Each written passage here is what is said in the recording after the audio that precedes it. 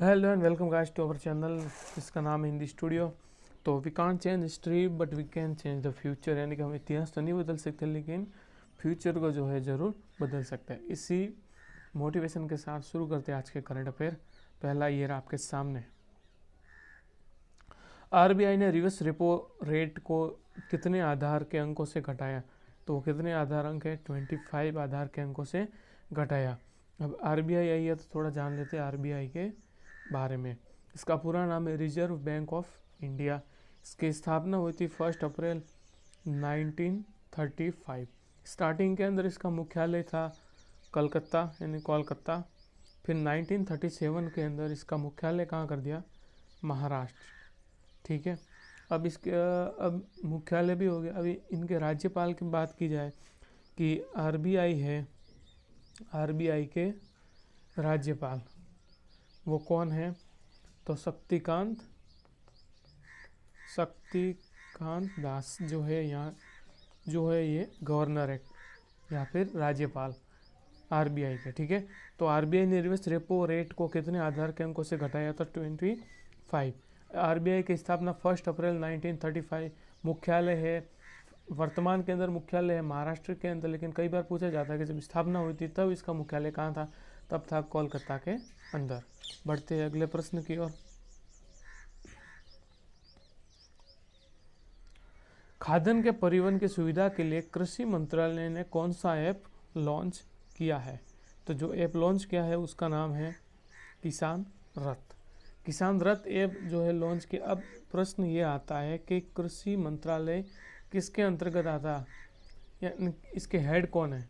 तो नरेंद्र सिंह तोमर जो है, नरेंद्र सिंह तोमर जो यहाँ के हेड है कृषि मंत्रालय, यानी कि कृषि मंत्रालय को कौन संभाल रहा है? तो नरेंद्र सिंह तोमर। तो कृषि मंत्रालय ने कौन सा ऐप लॉन्च किया खाद्यान्न परिवहन के लिए? तो किसान रथ।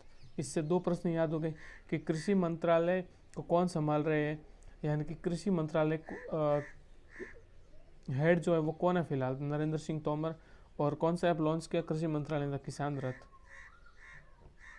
अगला, विश्व हीमोफीलिया दिवस कब मनाया जाता है? तो हर साल जो है 17 अप्रैल को जो है ये दिन मनाया जाता है, विश्व हीमोफीलिया दिवस है, सॉरी।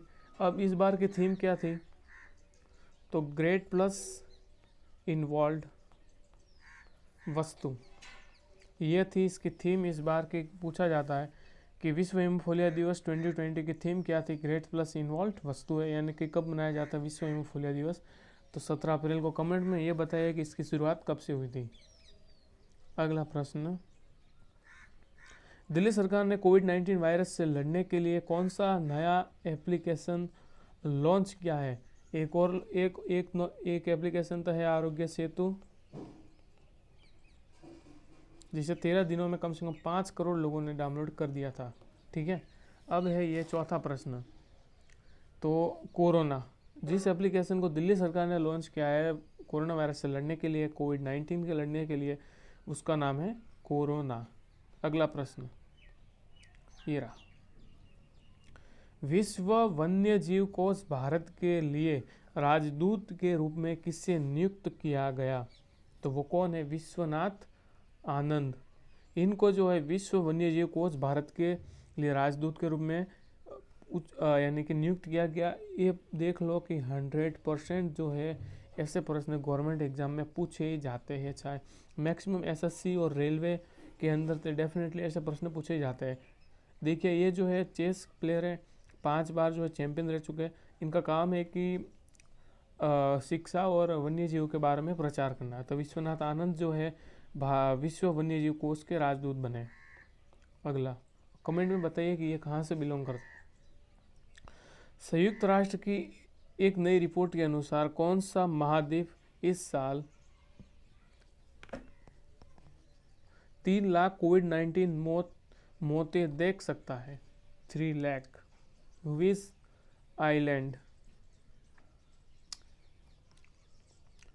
तो वो है अफ्रीका। ठीक है। अगला,